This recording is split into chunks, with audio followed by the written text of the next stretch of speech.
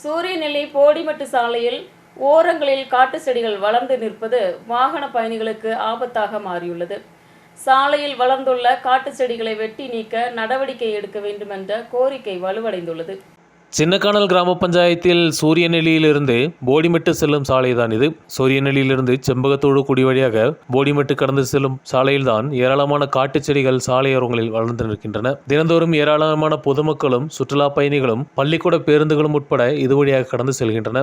சாலையோரங்களில் வளர்ந்துள்ள காட்டு செடிகள் மூலம் வாகன ஓட்டுநர்களுக்கு சரியாக சாலையை பார்க்க முடியாத நிலை ஏற்பட்டுள்ளது. மட்டுமல்லாது இருசக்கர வாகனங்களில் வருபவர்களும் விபத்துக்குள்ளாவதும் தொடர்கிறது. சின்னக்கானல் பகுதியில் காட்டு யானை தாக்குதலும் அதிகரித்துள்ள நிலையில் சாலையோரங்களில் காட்டு யானைகளும் வனவிலங்குகளும் நின்றால் கூட வாகன ஓட்டுநர்களுக்கும் கால்நடை பயணிகளுக்கும் பார்க்க முடியாத நிலை ஏற்படுகிறது.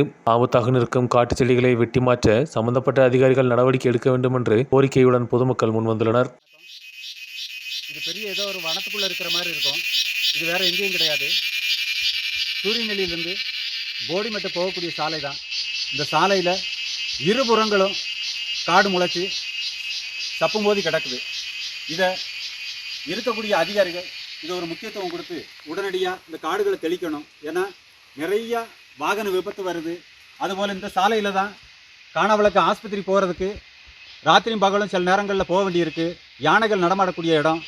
அது மாத்திரம் இல்லாமல் இதே ரோட்டில் 2 உயிர்களை கூடயும் நம்ம இழந்திருக்கோம். இது இனிமே வரக்கூடாது.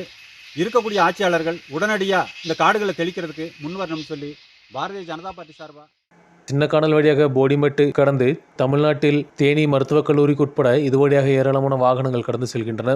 உடனடியாக சம்பந்தப்பட்ட அதிகாரிகள் காட்டு செடிகளை வெட்டி நீக்க நடவடிக்கை எடுக்க வேண்டும் என்ற கோரிக்கை வலுவடைந்துள்ளது. News bureau, Munnar.